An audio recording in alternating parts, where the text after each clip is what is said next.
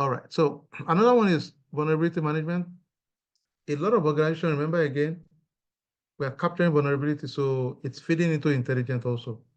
Our incident response is feeding into intelligence. If somebody calls and say, our server is slow, our server is defaced, there's networking issue, those will be feeding into, okay, another one, let me quickly tell you, love it.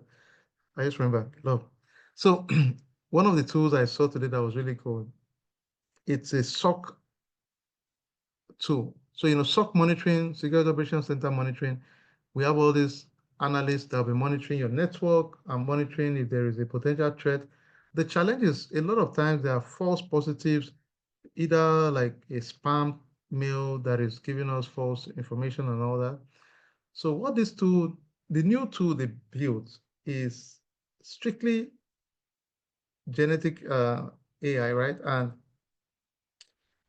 unlike in the past that you have SOC analysts reviewing your network, the agent is actually reviewing everything. So all of your information from your ServiceNow, your Jira, if somebody is logging a ticket, there's an issue, the AI tool is analyzing everything for you. The only time humans will be involved is if there was a potential area that could not be resolved, they need to push it to a queue for the human to take a look at. So, I mean, at least for me, that was the first time I'm seeing. I'm sorry for my guys that are on the call that are SOC analysts or into that space. Yes, it's at big risk.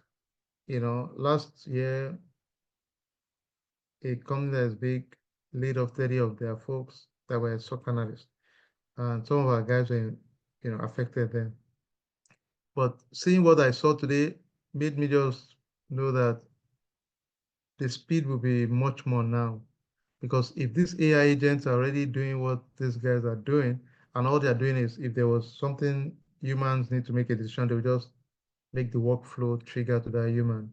So it has eliminated a lot of people already, to be honest. It was scary, but I saw it and I said, oh, shoot. I think if I see that screenshot, because what I did is I take some brochures, I just take picture of anything that makes sense to me. Then I don't take physical brochure as much as possible. So I just take pictures and I'll check that out, send it to you guys. But I thought that was really cool. So that's where the direction I'm seeing right now is going. Okay, I like this. Somebody said they need humans for change management approval of resources. Trust me, I'm your big advocate. I want them to need human more than anything. I'm also a thought leader, right? And I will tell you what I'm saying. It doesn't mean it will happen that way immediately. However, agents can be trained to do what we've been doing for the last 2 years. And the way I think about change management, if an agent sees my pattern for 1 year, they will do the same thing and actually do it better. So I'll just keep that in-house, right? I won't say that publicly, but it's just the reality. Yeah, so those agents can actually do even your change management very well because they would have studied the way you do it and they will mirror your way of doing it and even enhance it.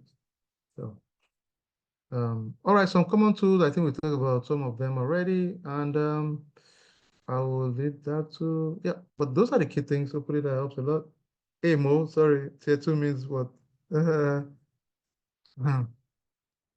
right, let's jump into the assessment side. We have 51 minutes, then we'll be out of it. So the assessment will be twofold, all right?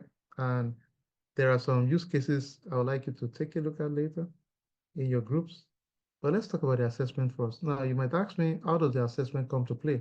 Sometimes, a lot of times, they need someone to come in and give an assessment of their IAM process because it's a big part of the business, and I'll show you guys in a bit so you can appreciate it. So let's go to the first one. So this is an IAM assessment. I'm saying, all right, in your organization, how do you do user provisioning? How is it done in your organization? So it's a big part of the puzzle too. How is user provisioning done in the organization? Oh, let me reshare. Hmm. So you can see here, my question was, I asked them, how are user account provision and deprovision and are procedures followed consistently? How do you guys grant access and remove access? That's all I'm asking. They said, well, user accounts are provision and deprovision, blah, blah. So, but inconsistency occasionally occur, leading to potential. Now, for me, I'll be honest, anything that has to do with access management, access control, I would be, I'll be picky because I know it's like the foundation of everything you're doing. If your access control is messed up, then it's a moving time bomb, really. So let's take the first one. What do you guys think here? Let's take this guy. I asked them, how are user account provision? They said, you know, they are provision and the provision following standard procedure, but inconsistency occasionally occur, leading to potential risk. So I think I gave them 2 years. But let me let you guys, let's grade a few together, then I'll throw it to the larger community for us to work on. Okay, I think we can chat already, but let's work on this together real quick. Okay, let's another one.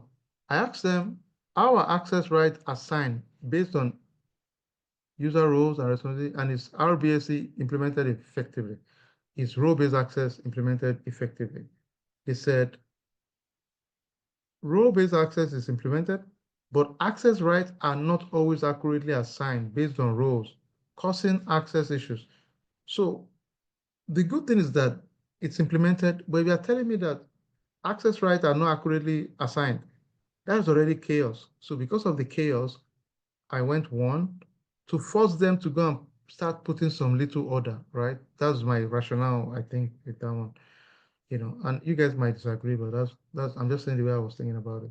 Okay, let's see access review. Access review is saying how do we the access we grant people, do we review it? Our access rights reviewed and validated regularly, and our reviews conducted effectively. They said regular reviews of access rights are conducted, but the effectiveness of these reviews varies, with some outdated permission not being promptly removed. What do you think we should give them there?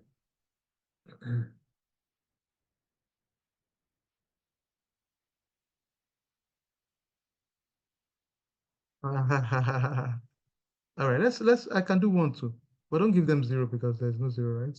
Okay, let's look at single sign-on. They said, okay, how is SSO implemented to provide seamless access to multiple systems? And is SSO functionality tested regularly? They said SSO is implemented, but testing is infrequent, resulting in occasional access issues and user frustration. What do you guys think here? Okay. And